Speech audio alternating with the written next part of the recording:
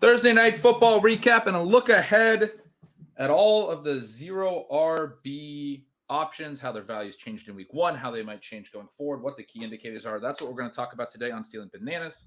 I'm Ben Gretch. You can find the Stealing Siegele's newsletter at bengretch.substack.com. With me, as always, is Shawn Siegele. You can find all his great work over at RotoViz.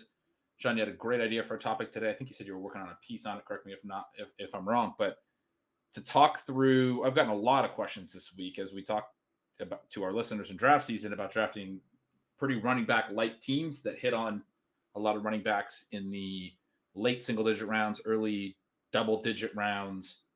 And we talk, something I emphasized a lot this August was that roster churn and trying to stack your bets with these running backs. We talked about guys like Ronald Jones going into week one as a guy who could have a situation change just by being active or playing. Obviously, nothing like that happened for him, but you've had some interesting thoughts on how to value him even after week one. And now we've seen week two for him. But I've got a lot of questions about this roster churn, how to approach it, how to think through these backs. So I think it's a super fun topic to dig into.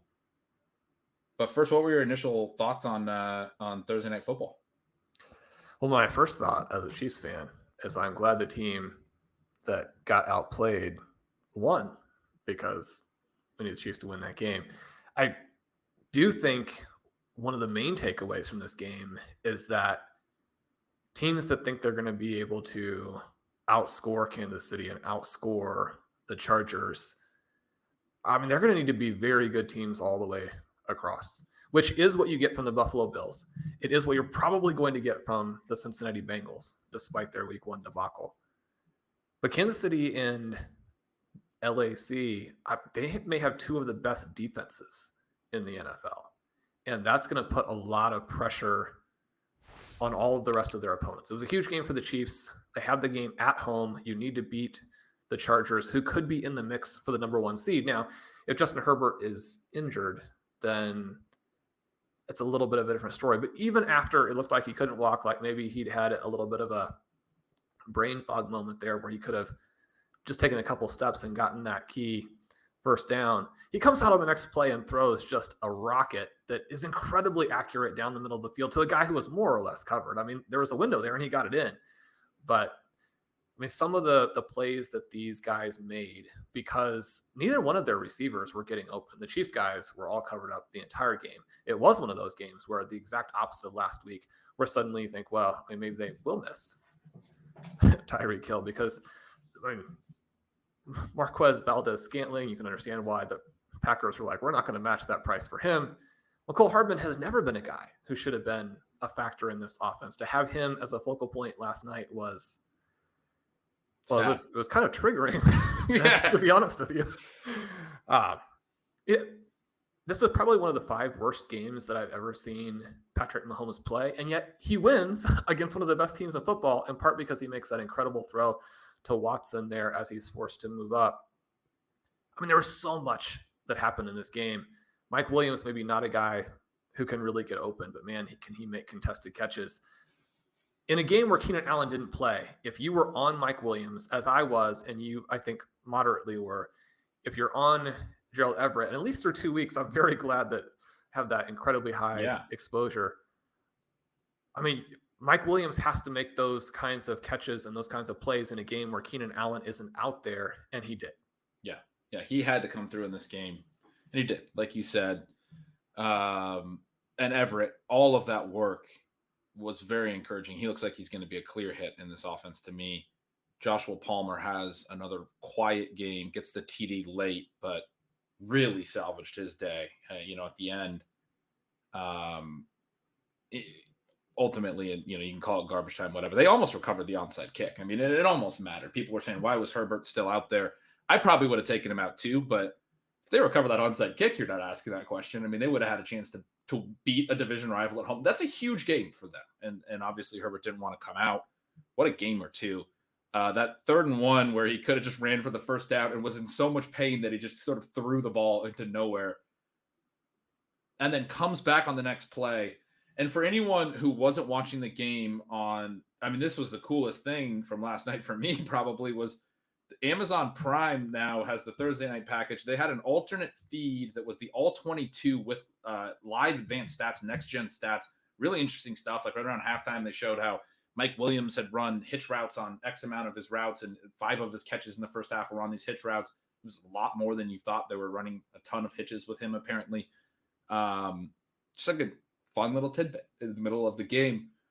It was an incredible broadcast. So anyone who didn't notice that or didn't hear about that or didn't see the talk about it on Twitter, next week, it seems like they're going to have that every week on Amazon. They have these alternate feeds. Next week, look for that. It was called Prime something. I can't remember the name, but look at their alternate feeds on your service provider or whatever you have, because that was free advertising for Amazon here. But that was the coolest broadcast I've ever watched. And the reason I bring that up is that play after the Justin Herbert injury, they had an interesting camera angle. I think they were behind Herbert for that play. Most of them were, your typical all 22, but I think they were behind him, and he threw that ball at the seam and you couldn't see the receiver. It was interesting to get the look at the quarterback's view.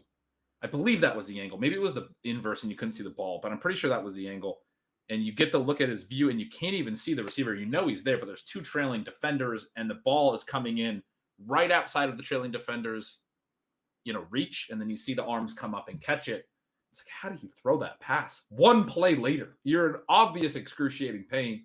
I mean, that was, if you want to know, what makes Justin Herbert special, that throw alone is enough, but 1 play after what happened on 3rd down on a 4th and 1. I mean, just the cojones on that guy. That was incredible. A good indication of why the superstars are superstars and why the non-superstars can't move the ball. Because NFL defenses don't give you that many clear options to where, you just move the ball down the field like it's no big deal. The defenses created some real hurdles in this game, and it was a fun game as a result. A lot of back and forth, and the pick 6, the highest leverage play in that game. Also some interceptions that Chargers players could have made but did not. Yeah. Play a pretty big role.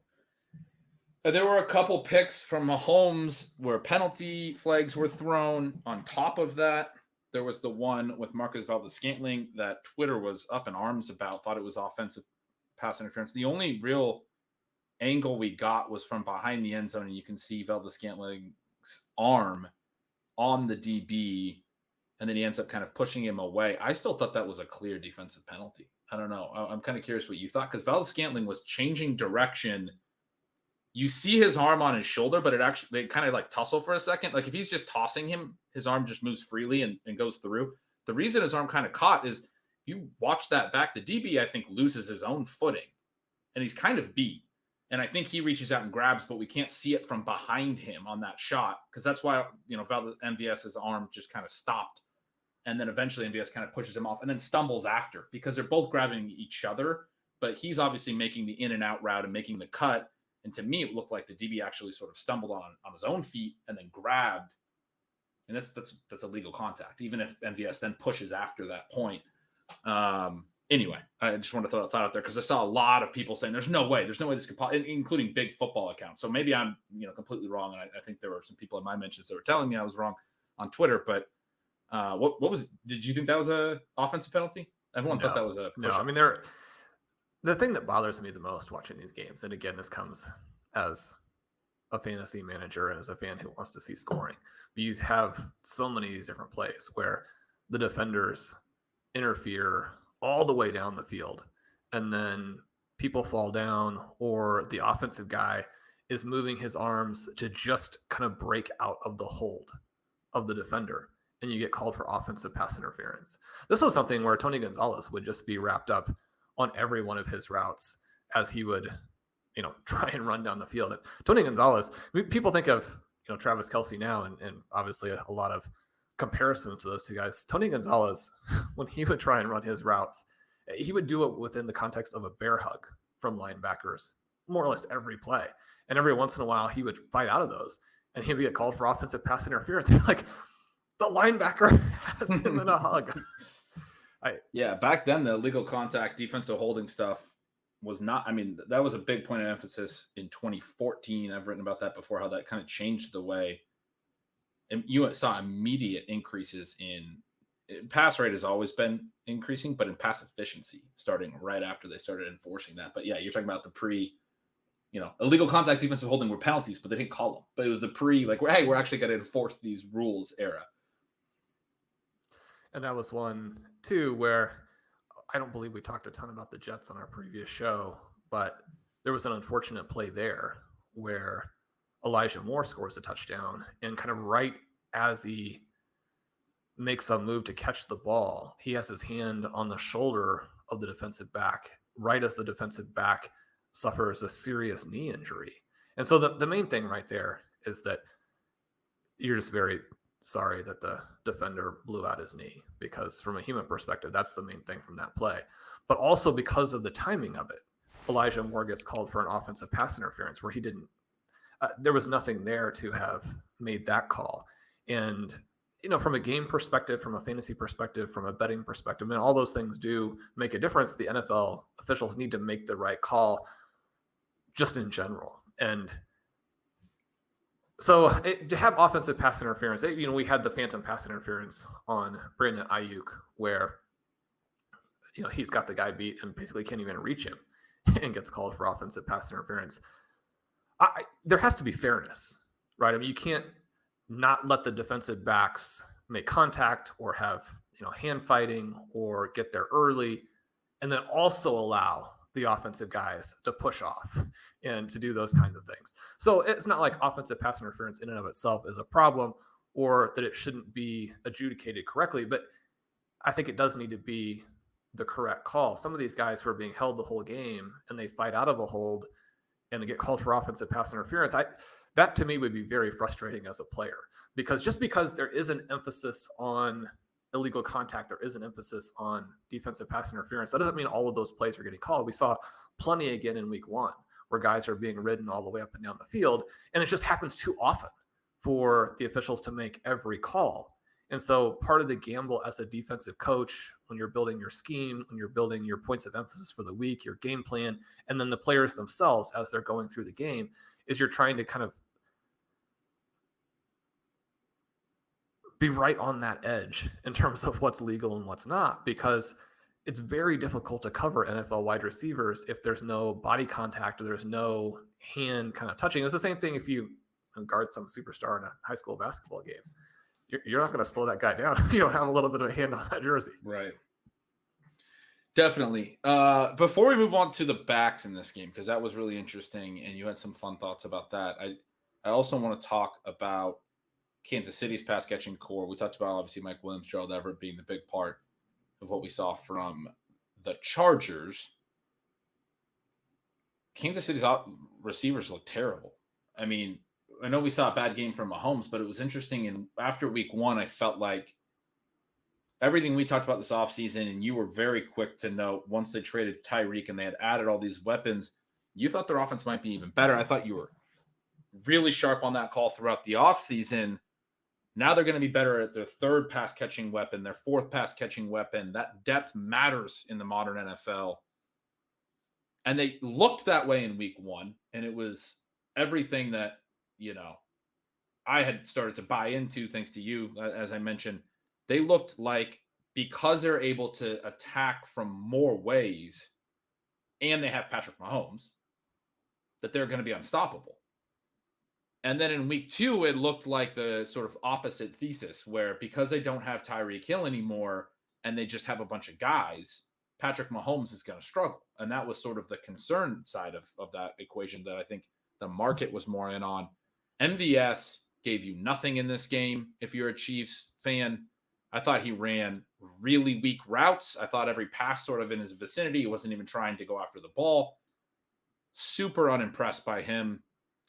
Juju Smith-Schuster, I was incredibly impressed with in week 1. He had the high ADOT, was doing some stuff down the field, looked like he had some of that old burst. I wonder if the short turnaround, you mentioned he had some knee pain in August. I didn't read all those reports. Wonder if the short turnaround was an issue for him, because we didn't see anything from him down the field. We didn't see him winning on any routes, and watching the all-22 stuff during the game that I was just referencing, didn't feel like he was creating much separation. He caught a couple drag routes, looked like his old Pittsburgh role. He had 3 catches on 3 targets for 10 yards.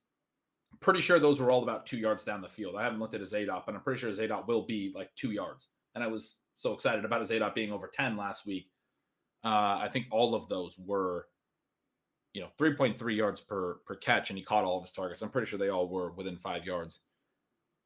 Mecole Hardman, you mentioned, he looked like the guy that was getting the most open. When Mecole Hardman looks like the guy getting the most open in your offense, you got to do something different. They bring in Justin Watson. He immediately, and he was getting a lot of buzz in August, immediately goes deep and burns J.C. Jackson, which they're talking on the broadcast how Richard Sherman, I think it was, said that he thinks J.C. Jackson's the best corner in the NFL. Justin Watson, your rotational fourth receiver or fifth receiver, comes in, immediately scores a long touchdown on him. But I took that also as saying, hey, like if a guy's actually has a little bit of juice, then Patrick Mahomes is his quarterback. This is what it's supposed to look like. And I took all of this as saying, why is Sky Moore not playing yet? Like we talked about it last week. He only got a few snaps. He caught a 30-yard pass right away. I think from a purely analytical standpoint, we have to say this is a little bit of a red flag. I still obviously, I wrote in Stealing Signals this last week, he's a clear hold based on how good their offense looked in week one. And you have to expect, especially with his 30-yard catch in week one, whenever he gets out there and is a part of this offense, he could be a major factor in the 22 season, not somebody I would be wanting to cut. And if you're in a shallow league where he was cut, somebody I think you want to try to add. But he doesn't play really at all in week two. He went out there for a play that got called for delay a game and immediately came off the field, didn't even get to run that snap. I don't know if I saw him play an offensive snap. I'm sure he mixed in a couple times. But when the receiving core looks this bad, Sean, can you help me understand why they weren't going to Sky Moore? I know it was a quick turnaround. I know he's a rookie and they're probably bringing him along slowly. But I think as far as an in-game adjustment is concerned, your guys are not getting open. Mahomes looks bad. The offense looks bad. How are you not rotating in your second-round pick who has the 4.3 40 speed and had a 30-yard catch last week and all of these things? I think it just purely comes down to what you said with the turnaround and the fact that they just didn't have plays in there for him. They didn't have plays within the game plan where he could factor into a route and have the play work. So from that perspective, you get a little bit disappointed and frustrated with them from a coaching perspective. This isn't that different than the criticism we had for the Arizona Cardinals and not being ready to get Trey McBride out there and playing. But in terms of how this offense has to evolve, that's exactly what you said. It has to be built around Sky Moore because those other guys other than Travis Kelce are peripheral players. Right? You're going to have to use Juju and MVS, very differently, but for the things that they're good for, you have to use Mecole Hardman on the jet sweeps because he's not someone who catches well or is in the right spot down the field. The accuracy that Patrick Mahomes has to every other player versus the accuracy that he has to Hardman is night and day. It probably isn't Patrick Mahomes' fault in that situation. You mentioned Watson. Before you go on, I saw a lot of people upset that Joshua Palmer was getting off target passes early. Felt the same exact way there. There was like a back shoulder where I was like, Palmer's probably supposed to come out of his break on that back shoulder a little quicker. Like he's falling away from the play. And I saw people on Twitter saying, oh, Josh Palmer's getting all these off-target passes. I mean, it looked to me like every throw Herbert threw to him looked terrible, probably not just on Justin Herbert, right?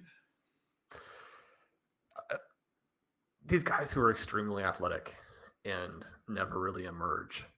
And I'm not saying that's going to be the case for Josh Palmer, but there's a big skill element to playing the wide receiver position, not purely athleticism. And if you can never quite get that down, and the Chiefs are always talking about how Hardman is on the verge, but I mean, you have to get there at some point.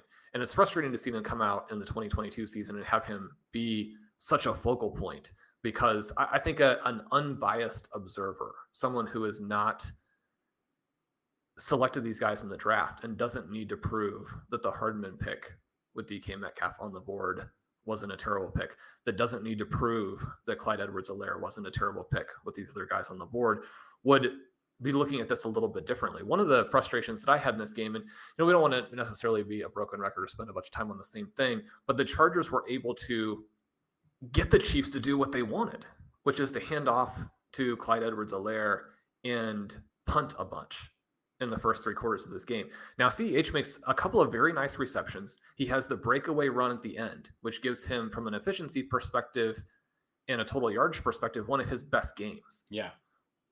But having him out there in the first 3 quarters was a disaster for Kansas City because, number one, you do get some carries to him that don't go anywhere. And number two, because you have forced the Chiefs into that as a potential avenue for the offense to run through, then you don't have the explosive plays. And then you turn around and you have to execute on some of these passing plays, and the Chiefs were not doing that. The thing I think we're going to find, and kind of what I opened with, is that these two defenses are awesome. And so the Chiefs and the Chargers are going to be much more effective almost all the rest of the season. But for everybody, and it's easy to criticize Juju and MVS and those guys because they're new, but this was not a huge game for Travis Kelce either. And so from that perspective, the Chargers were really able to shut down everybody. And there were people discussing that it might be a tough game for Kelce coming in, the Derwin James matchup. I think when they played last year, James was on him a ton and had success. Derwin James, one of those freak players. I think he is listed as a safety, but is just so athletic and so big. He could basically be a defensive end if he wanted to be. He could play linebacker. He could play anywhere on the defense, and is able to be a little bit of a headache for Travis Kelce. It's kind of a known thing now between these divisional opponents. And that's what, to me, seemed to be the huge issue for the Chiefs, is you've got a guy that can lock up Travis Kelce, and now they apparently have no one else who can win. But you mentioned the CEH thing. We wanted to talk about these backs too, and it kind of starts to pivot into the 0RB running back theme. CH has a long run late. I felt the same way. I mean, we're biased, but I called CH a sell high last week after his 2 touchdowns receiving were both on design plays, and Jerick McKinnon ran more routes than him. He comes out, he has a 4-catch game for 44 yards, very good receiving line, frankly. And runs for 74 on the ground. It's another 15.8 PPR game. It's a strong, solid CEH type game. And I didn't feel at all worried that I told people to sell. I think we're going to get the 6-point games very soon because he's not as involved as you'd like to see. And I don't think he's actually that good. Other than the 52-yard run, he has 7 carries for 22 yards, about 3 yards a carry. Pacheco was the one who ran really well in garbage time last week. They give him a 3rd and 1 carry in a big spot. I think it was late in the first half. Maybe it was the 3rd quarter. He gets stuffed. He has only 2 touches for 6 yards, 2 carries for 6 yards. I mean, he looks like he has burst, and I understand why they like him, but they tried to kind of use him in a short yardage situation to get a key yard and couldn't get there. And it's one where, again, if it's blocked, then Pacheco at the second level, I think, is very exciting. If it's not blocked, then you run into some of these same issues that he had in college where he couldn't gain any yards.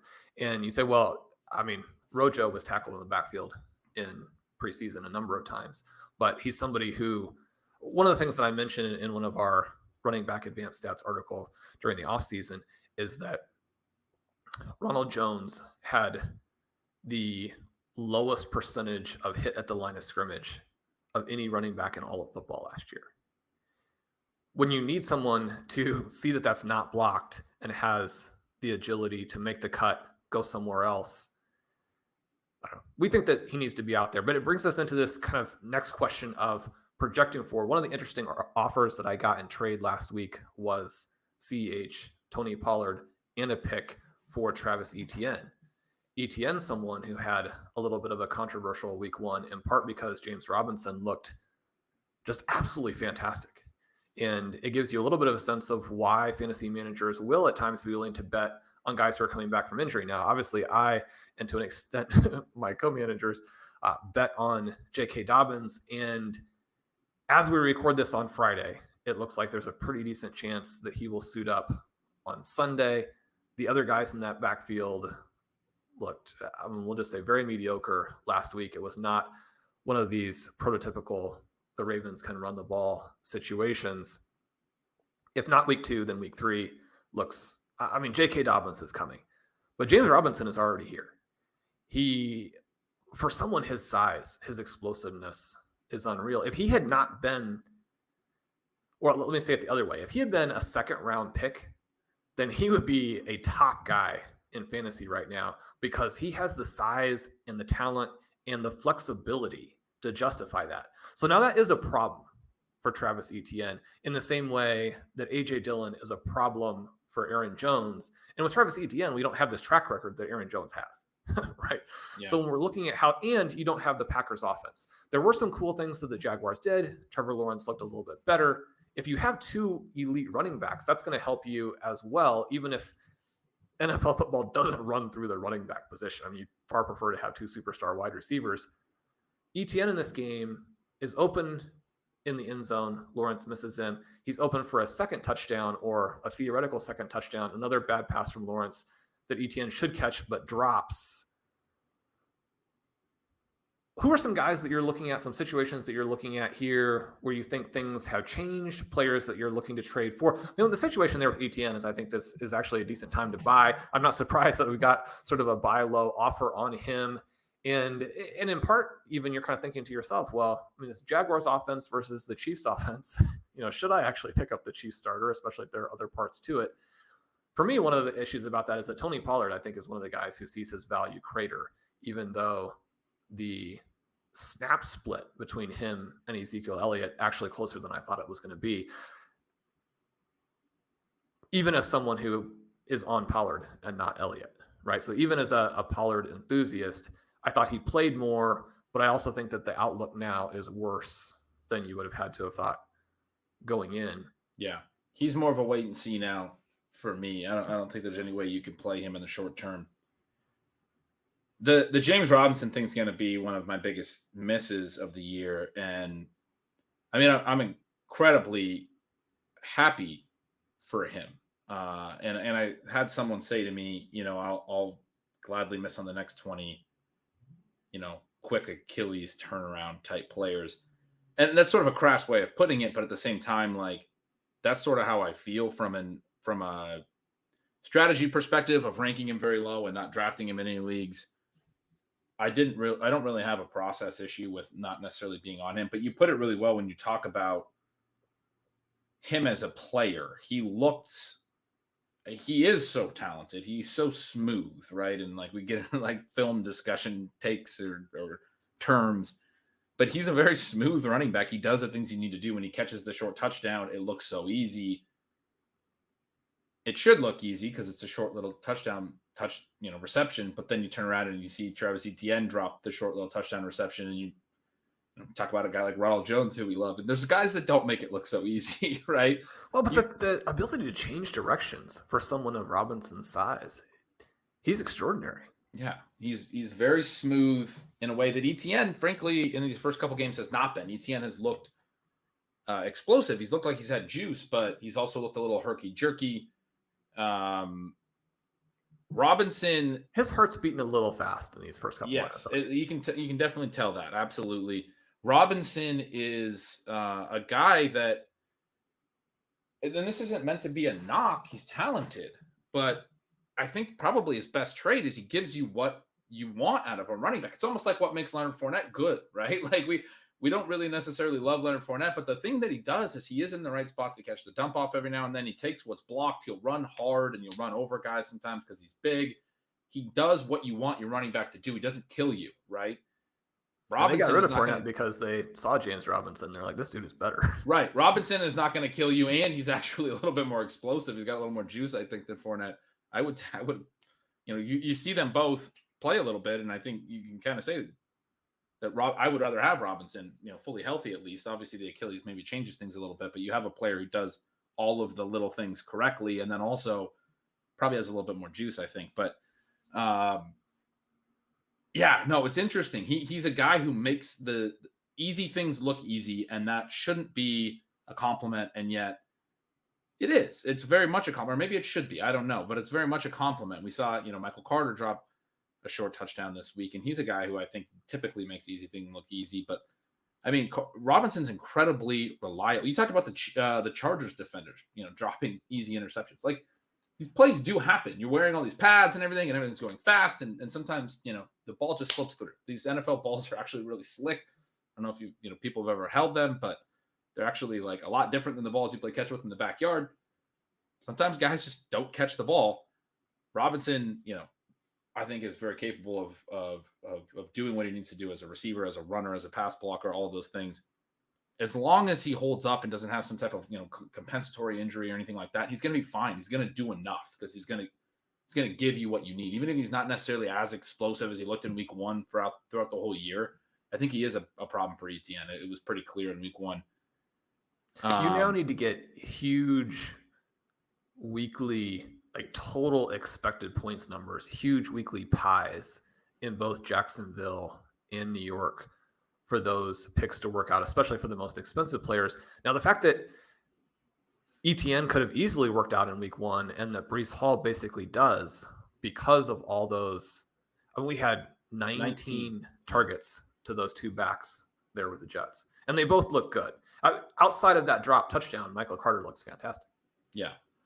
One of the points you made to me before we jumped on about watching Thursday Night Football, and it's fun that we get to record this on Friday for a Saturday release before week 2 really hits because we were responding to Thursday Night Football a little bit. We saw a second game. And you made this point that you don't want to overreact to week 1. You don't want to underreact, but we know that things are going to be different in week 2. It's just easier to comprehend that when you look at a week 2 game and you've seen a second game for every team. And so with Austin Ekeler, there was some mildly concerning things. I didn't think the routes were that concerning. He played all the snaps inside the 10. Oh, wait, now here in the second game, Sony Michel gets their first goal line carry. They have a quarter break, and Sony Michel's still on the field for the next play, even though he got stuffed, to start the next quarter at the goal line. So now we have... This game was a disaster for Ekeler. Not good for Ekeler at all. He winds up with a decent stat line, catching a number of balls late. I think he had 3 on their final drive that I talked about where Josh Palmer caught the last touchdown. Winds up getting to like 18 PPR points, and that's something he could do. He catches 9 balls in this game. But he hasn't been very efficient running the ball so far. If he's not going to be very efficient on the yardage side, you're going to need 9 or 10 catches because he's looking like he's not going to have a lot of touchdowns either if he's not going to get the goal line work. I'm not completely out on Ekeler, but it was a disaster. I mean, you're right. I mean, it was the opposite of what made Ekeler vault to a first-round player last year, which was he's always had the ability to catch 9 balls and get enough total yardage, but it was the touchdowns that made that happen. He had 20 scores last year.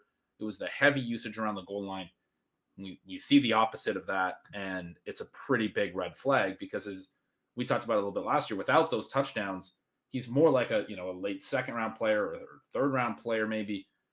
In terms of, I know you're always talking about the expected points side, so he's still going to have really strong expected points, but he's going to be like a good receiving back at this point. His rushing expected points are really boosted by the ability to get carries in close, and he's not going to have nearly enough rushing expected points now. He's going to have really strong receiving expected points. He's going to have the ability to catch 9 balls, but more of a floor, a really good receiving back floor if he doesn't have touchdown potential.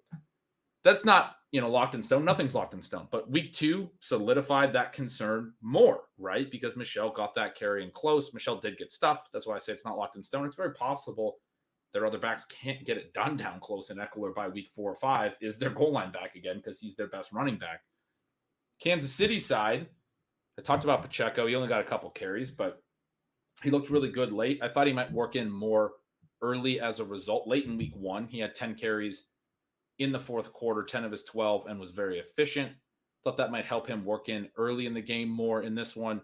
He didn't really. He only had the 2 touches, and he wasn't particularly great necessarily on those 2. Very small sample, obviously. But we saw a lot of CH. We saw a lot of McKinnon. I said to you, I feel a lot different about the Kansas City backfield, mostly because I felt like all the backs looked really efficient in week 1. They tried to go to McKinnon on the ground a few times. He only runs for 3 yards a carry. Pacheco was, again, 2 carries, 3 yards a carry. CH before the 52-yard run, where he's literally just trying to protect the ball and running through the hole, and they're grabbing at the ball kind of, and they grab his face mask. It didn't even look like he was, he finally gets into space and takes one hand off the ball and starts running hard. Again, I'm not trying to take anything too much away from him, but like as far as 52-yard runs go, it wasn't the most electric individual running back effort I've seen on a 52-yard run. We'll put it that way. Other than that run, looked very average, about 3 yards a carry on his part. After week 1, you said to me that we kind of maybe should hold Ronald Jones in some of these really deep leagues because their offense looks so good. If he ever does get an opportunity, you could see him being kind of a league winner. And I was like, that's a really interesting take on how week 1 went, because everyone else that I was in, co-managing with that I have Ronald Jones shares with, they wanted to cut him naturally, because I did too immediately. My thought was the play with Jones was to see if he's active in week 1, or to see if the Kansas City runners struggle. And they were very effective in week 1. Week 2, they all sort of struggled.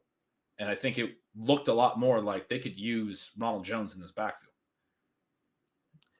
And this is one of the reasons that we do try and play some of these explosive offenses through the least expensive parts, because you are going to have some split in how the volume plays out.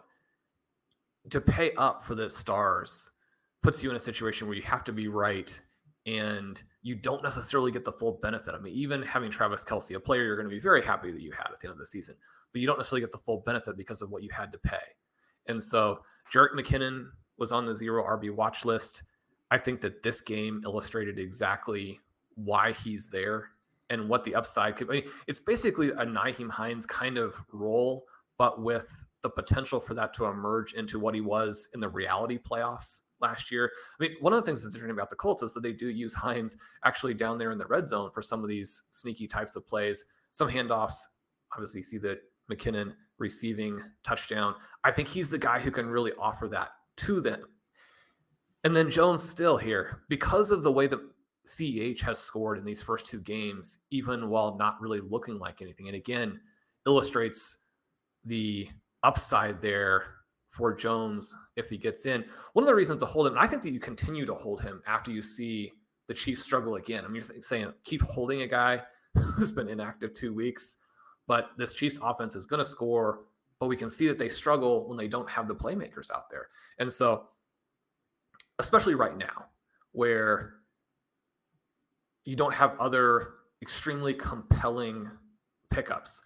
In the article that I'm putting together, we have the FFPC Waiver report tool. And one of the kind of cool things there, you see Jordan Mason, 940 ads last week, the average winning bid 87. Zach Moss, 411 ads, the average winning bid 82.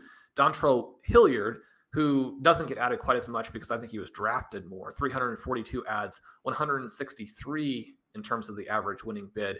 This is a player who was sort of the receiving backup to Jeremy McNichols last year. He has 14.5 receiving fantasy points over expectation in week 1. Obviously, the takeaway there is that those are fluky plays. Now, I often like to point out that fluky plays can lead to a bigger workload if the player executes the play and shows the kind of electricity that you want from an impact player. And he did that on his 2 plays. As I was kind of digging into it today, I was surprised to find that the Titans were actually more middle of the pack in receiving expected points to the running back last year than I realized. It wasn't a huge difference sort of pre and post Henry injury, but they jumped into the top 15. Again, not a team that's going to load you down with a bunch of points there. But after he was hurt, if something were to happen to him, or they don't get the offensive production from the receivers that they need, you could see the running backs being involved in this offense.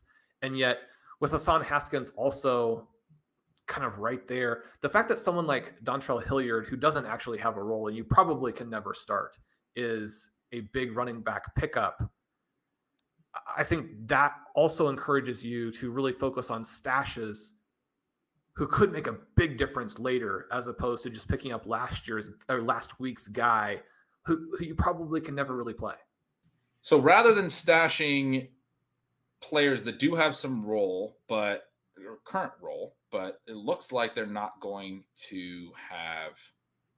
So Hilliard's one of those players who had a good week 1 role or had good week 1 production, and looks like he's going to continue to have a role. But rather than stashing some of those types of players, there's an argument. We were talking a little bit about Ronald Jones. There's an argument for stashing players that don't have a role, don't look particularly interesting, but if things break in the right way for them, could really gain a ton of value and could be bigger producers, not necessarily than Hilliard was this past week, because Hilliard obviously put up a lot of points, but what Hilliard is going to be able to give you most weeks going forward, because this will probably be his biggest week of the season.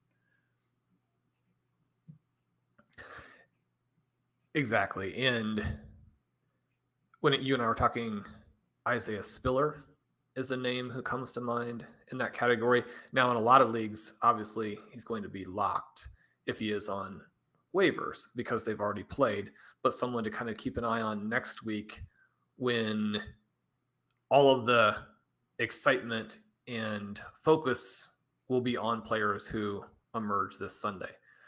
A guy who probably isn't freely available in leagues, but might still be available at prices where if you picked someone up on waivers and someone else in your league actually wanted that pickup, but they either didn't have the waiver priority or they didn't bid high enough because they miscalculated the market, Benjamin would be somebody who had a very good first week within the context of what you would hope. His teammates don't play a lot. He looked good. He looked better than James Conner. Because the Cardinals were so bad, it might be a situation where the focus on him isn't so great that you couldn't pick him up. Someone who didn't play in week 1 and now looks like he could have a role in week 2, because my understanding as we record this, Ben, is that Damian Williams is not going to play in week 2. He's out. Tyler Algier will be another one. Yeah. And so Tyler Algier, another one for sure. He's one. That's where I thought you were going to go when you're talking about He's one that if he got cut in some shallower leagues, obviously a lot of our listeners are in your normal leagues. We talk a little bit more about high stake stuff or deeper leagues sometimes, but if you're in a 15-man roster, 16-man roster league, it seems like Algier, he might not even been drafted, but probably after week 1 was cut. He seems like a really nice one to try to grab before this Sunday.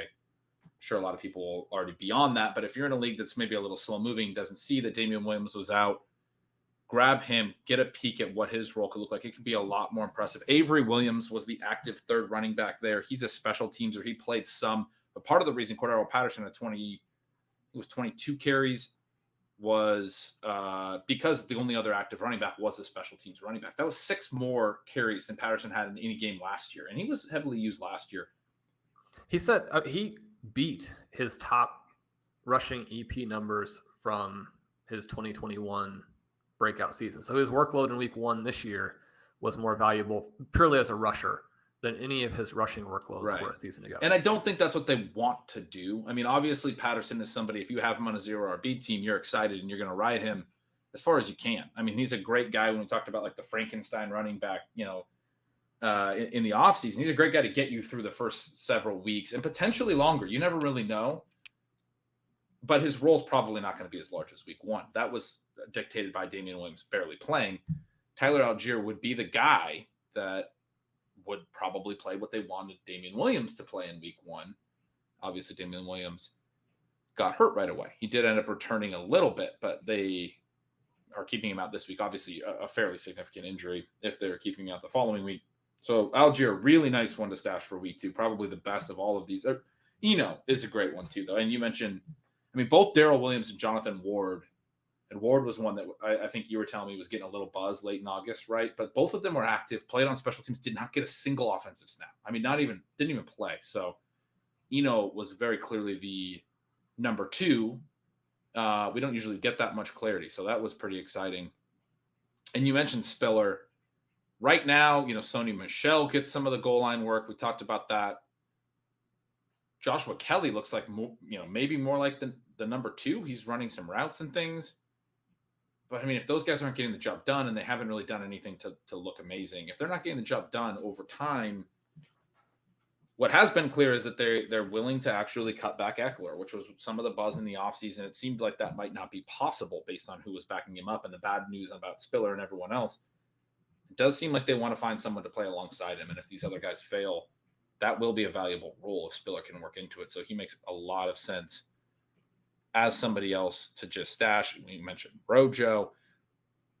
We're talking about backfields. I think it's the key point. We're talking about backfields that could be very valuable for the backs. And so there's this expected value equation. What is the probability of something occurring, and what is the payoff when it occurs? And that's how you are supposed to determine whether a long shot bet is worth placing, whether a even odds bet is worth placing. What's the probability and also what's the payout? So at even odds, that's the payout. And long shot, there's a much higher payout. You have a much lower threshold in terms of what the probability needs to be. I think in fantasy, what the probability needs to be for that to be a good bet, for me to finish that thought. But in fantasy, I think the mistake that people make with this running back churn discussion we're having is there's way too much focus on the probability of an event occurring. Who is actually on the field, who's getting snaps? Who do I know will at least give me something? Who do I think is likely to get injured? And so I want that guy's handcuffed because he's got the injury-prone starter. There's a lot of focus. It seems to be almost all of the focus in terms of which running backs people are stashing. And so it's all about what have you done for me lately and what has actually happened. And I would argue that it should be almost completely flipped. Not just that there should be more focus on the size of the payout and less on the probability, because we can't really identify the probability well. But that we should, not just that should be equitable, that there should be almost way more focus on the size of the hit, which is, I think, the way that I would describe the way you've always played it. And whenever we talk, we're talking about backfields where the payoff would be really large and not necessarily worrying so much about how that can happen because it's so hard to predict the chaos in the NFL season. And I joked a little bit on the earlier show this week about actually just taking a 0 in the RB2 slot on one of my teams. Now, that's easier to talk about in light of the rest of the players scoring a ton of points. You always feel better about it when it seems like it's working out.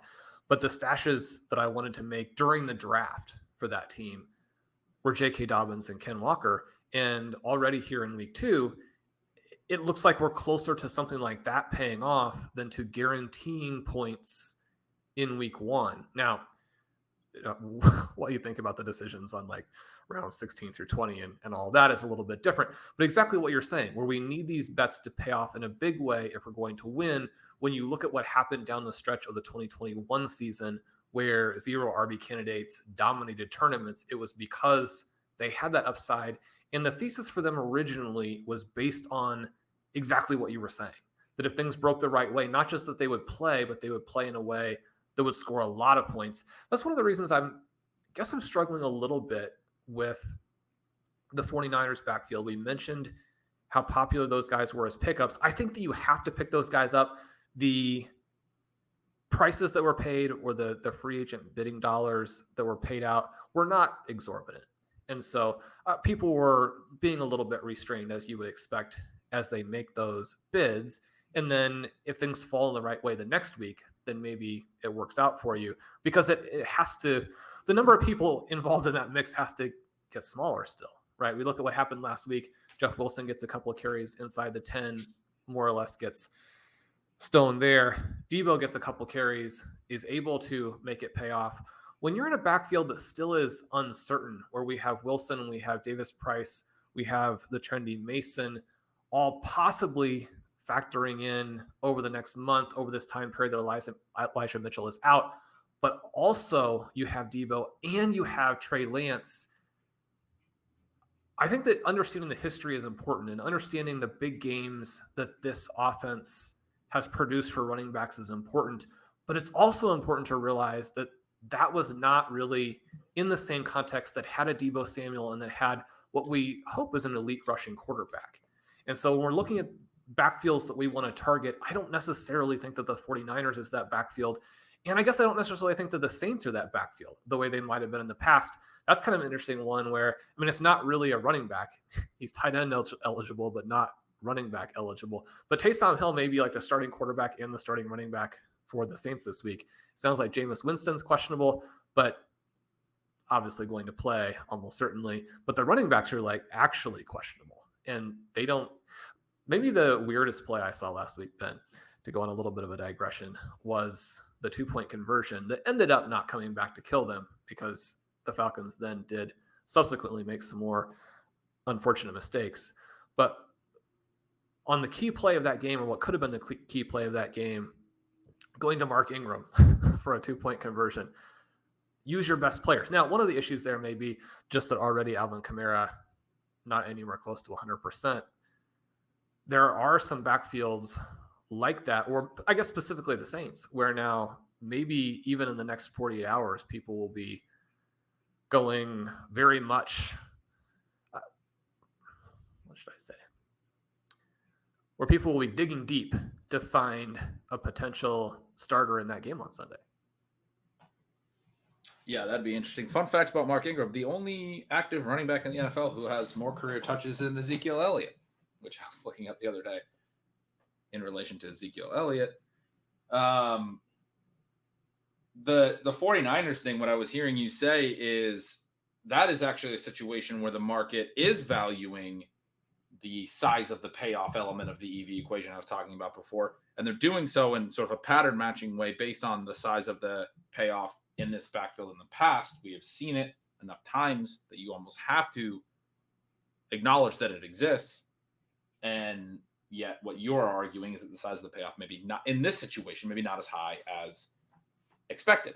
And I think it's right. I mean, Deebo Samuel got carries from the 4 and the 6 yard line. He's going to be part of their green zone rushing attack, as I like to write about. And you mentioned Trey Lance's too. I mean, he got a lot of design carries. Part of that was the weather. But I mean, he's going to run some balls inside the 10.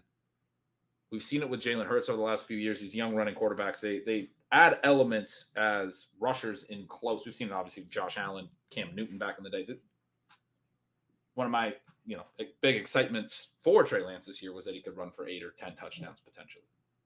And so you have a challenging path from that regard in terms of, are these running, Jeff Wilson probably gets some work in close, but is he splitting so much of that he's mostly a trap back, that he's, as I've written before, that he's mostly getting low value touches. He's not catching enough balls out of the backfield because Lance is probably not going to be a huge check down guy with his mobility. I think Wilson's an interesting play. If you could get him cheap, like you said, or you already had him stashed, he looks like he's going to, the way I see the backfield going, I mean, after Elijah Mitchell went down, it was just Wilson. And Mason was active for special teams. I've heard that as an argument in favor of TDP, that Mason was active for special teams. They didn't even use him. So the inactive TDP, much like the Algier point we were just making, might be the better option. Tyrion Davis-Price. But, I don't know that that's exactly the way that it went in San Fran. It might just be that they didn't like TDP a whole lot. And part of the reason they didn't use Mason is they do have Lance and Deebo. And they weren't ready to use the rookie, and I don't know that means that they'll be ready to use Tyrion Davis-Price, who's also a rookie, basically. So I kind of expect the rushing attack this week to be mostly Jeff Wilson and then Deebo and Trey Lance, which could be enough for Wilson to have a decent line. It will be interesting to see if Tyrion Davis-Price or Jordan Mason are involved. I mean, those guys are very much worth stashes in the way that we're talking about the other players. If you're in a league where those guys are available, I think I'm more excited about Mason personally, just because he seemed to be so good in the preseason. Tyrion Davis-Price seemed to not be. And it's I think Kyle Shanahan's shown us in the past, he's willing to go with the guy that's sort of the hot hand and playing well and doesn't really care about draft capital. But you said to me the other day when we were talking, is he really going to do it 2 years in a row to himself and just admit that the 3rd round running back he took was a complete waste? And I mean, that's a good point. It would take a lot of humility to it's probably the right thing to do if you're wrong. It was probably the right thing to do with Elijah Mitchell and Trey Sermon last year. But to admit that you did it 2 years in a row, found a really cheap, viable runner, and the 3rd round pick that you took was just a wasted pick. You just can't keep burning those picks. You can't keep burning those picks. Somebody has to step in and say, we're going to take a different position.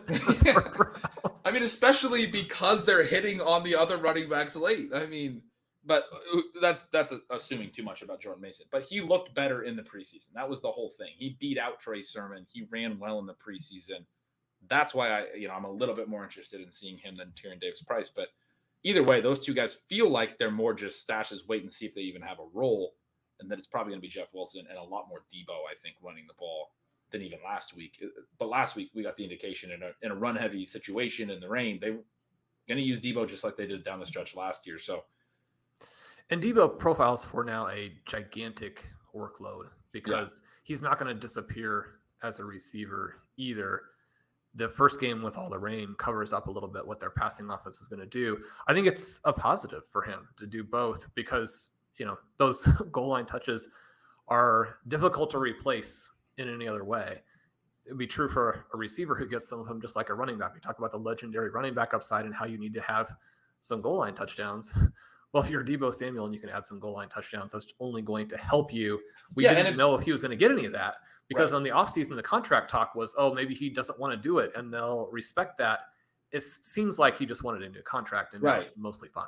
And after he got the contract, he did say, like, I don't care about being called a wide back. Again, it was like, it came out pretty quick. As soon as he got paid, it was, I'll do whatever it takes to help the team win.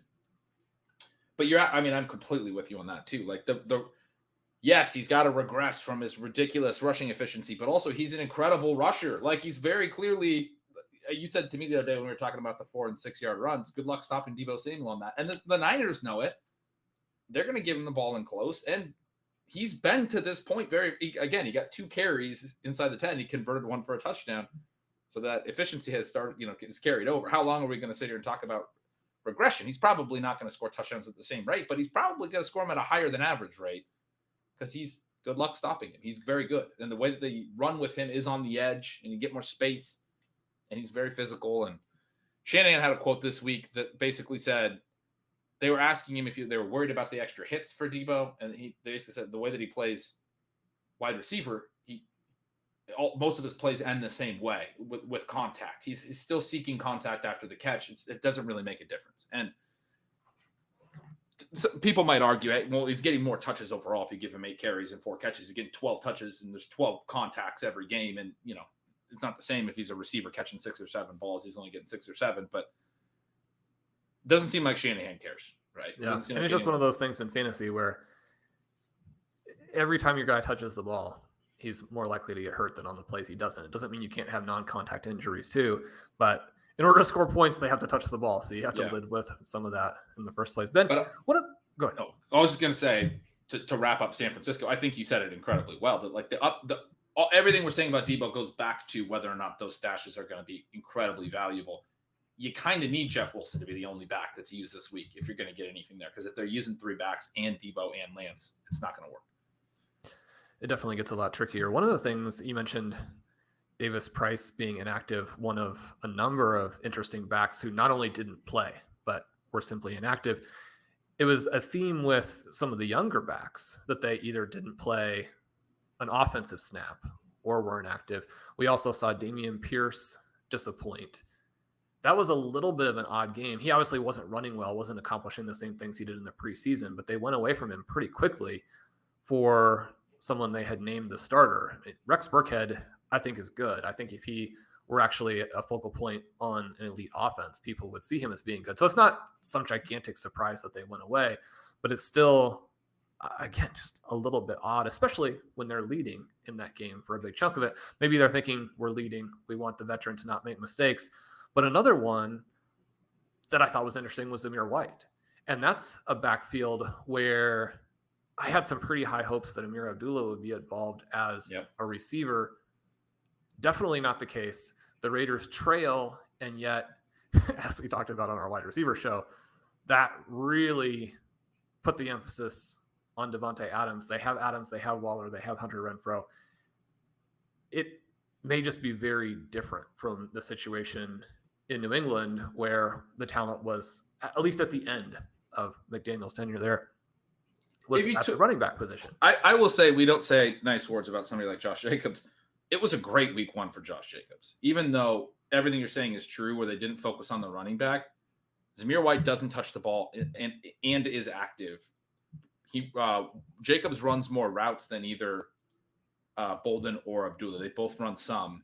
I think their combined route rate was I think it was the same as Jacobs. It was very close. It might have been slightly more. It might have been slightly less. I can't remember exactly, but Jacobs had the bulk of the running back routes to the extent that like the other backs combined were right around where he was. I didn't expect that from him with the talk of the James White role and everything. I mean, I think it was a pretty, and I expected Zamir to be taking some of the rushing. So I still don't think Josh Jacobs has like huge upside, but if you drafted him, like he's going to give you the floor at least now. Like if this role sticks, we were skeptical he'd even give you the floor. And I wanted to throw that out there. I thought this was a positive outcome for people who drafted Jacobs.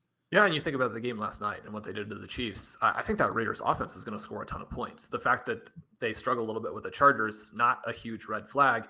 The other thing, Jacobs was fantastic as a carry or 30% evasion rate. Now, obviously that's much easier to do in a tiny sample, but it is something where in week 1, you want to see your guy come out there and break some tackles, and he can do that. He had the yards per carry that maybe wasn't part of his profile early in the career. Again, in 1 week in a tiny sample, some of those things happen, but it's still better for them to happen than to not happen. It's better to be where he is right now than where Chase Edmonds is right now, where Chase Edmonds, I have to feel like, is getting some pressure for his role as the early down back there. My thought on Zamir White is that if they actually aren't going to emphasize the running back in the passing game, maybe that actually creates a scenario where he's more viable. Again, we're talking about later on in the season. He's not going to jump Josh Jacobs after what happened there in week 1, but I almost get more excited about his potential if they can unleash him as a run emphasis type of back. They're maybe not taking that back off the field as much to get those receiving backs in play. He's someone who becomes a little bit interesting, almost in a counterintuitive way after week 1. Yeah, the worry for me with the Raiders was that it would be so split with 2 early down backs and a pass catching back that no one would have value. And that's kind of what we saw with the Patriots in week 1. Ty Montgomery took most of the third downs. Both Harris and Stevenson played on early downs. There wasn't enough running back production overall. It didn't work. Montgomery's now on IR. It might not be what happens with the Patriots going forward, but that's sort of what I'm using as sort of my thought for what I was worried about with the Raiders. What we see from Jacobs at least shows philosophically that McDaniels wasn't thinking about it that way necessarily. So now if Jacobs gets injured, it might be that Zamir White gets that type of role. I did just look up the routes, by the way, for anyone who was curious and wanted to know the actual numbers instead of just my memory. Jacobs 39% routes per dropback. Bolden and Abdullah combined for 39. So it was the exact same amount. They ran the same number of routes, Jacobs, and then the rest of the backfield combined, because White didn't play any offensive snaps. But I'm with you on the kind of counterintuitive positive for Zamir White in that they showed a willingness to kind of lean on one back as both the lead rusher on early downs and presumably goal line back. We didn't really get a lot of goal line work from them. And then also potentially the lead route runner, even though he's the early down back, right? There wasn't so much of a third down back. He's only, that Jacobs is coming off on every passing play or every passing situation. If White wound up in that roll down the stretch, I agree. I mean, that would obviously be very positive.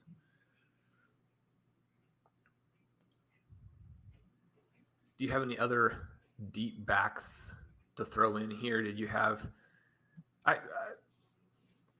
the Dolphins one was hard for me to really evaluate because I'm so biased, because I drafted so much Mostert down the stretch. Both of these guys were getting hit at the line of scrimmage. They didn't have routes to run through or holes to run through. Edmonds, the Dolphins were 38-25, but I mean, both those guys, 41 total yards on 17 carries. Neither one of them broke a tackle or forced a missed tackle. I saw a lot of optimism about Edmonds' role. The Dolphins were the pass-heaviest team relative to expectation, that pass rate over expected stat that I talk about. Part of that was they had the lowest expected pass rate because they were leading and they were in a lot of situations where it looked like they should be running and they were willing to continue to throw. Their actual pass rate was pretty average. So it's not like they're, a lock to be massively pass heavy. It's more like they just kept their same offense rolling, even though they were winning. Having said that, they threw a lot. Edmonds did get to run a lot of routes and he caught some passes for 4 receptions, but I was also concerned as it related to this backfield and Edmonds' route rate was really good, but with Alec Ingold running some routes. I talked a little in the offseason that they gave him a pretty big fullback contract, very similar to when Lynch and Shanahan took over in San Francisco when they gave Kyle Juszczyk a huge fullback contract. They basically gave Alec Ingold the second biggest fullback contract in the league. They have him out running routes, playing the Kyle Juszczyk role. Like we immediately saw that. He didn't run a ton of routes, Ingold. Got 2 targets. And they used Tyreek Hill a lot around the line of scrimmage, which is something we talk about, sort of the Deebo Samuel role. He was in motion a ton and doing a lot of things. He gets 12 targets. I actually think, Edmonds ran a lot of routes, but it was low-key bad for his receiving outlook, the way that they went so pass-heavy and he only basically got 4 targets. He caught 4 for 40. Probably should have had an even bigger day in terms of what his upside case is with the reasons you talked about with the rushing. The holes weren't there and there wasn't a lot. And it doesn't really add up for me in Miami. I thought his role was fine and strong and everything as much as anyone, the routes he ran and everything. But I saw a lot of like tweets and commentary that was more optimistic about better days ahead for Edmonds than I would classify myself as being. You mentioned whether there were other names. The biggest thing before we close that I want to mention on this show is we talked about Eno and how the backups were active and didn't play any snaps. Samaje Perine in Cincinnati, same deal. I thought this was a theme of week one. You don't usually see this, but with the Cardinals, they basically pulled Connor a little early because they're getting blown out, and they still only went with one backup, even though they had two others active. Didn't play a snap. In Cincinnati, they run 94 offensive plays. Mixon hobbled off once or twice, but he played all throughout. I don't think it was anything serious. But Chris Evans, active, played on special teams, did not play an offensive snap. Perine was the only guy to come on for him. No single passing down or anything that Evans got a snap for. I think that solidified him. You wrote in your article, which is fantastic for anyone. I mentioned at the top of the show, I wasn't sure if you had written that up, if I had heard you correctly, but a great zero RB playbook, deep stashes, trades, buy lows, sell highs. It's structured very well. I pulled it up while we were reading.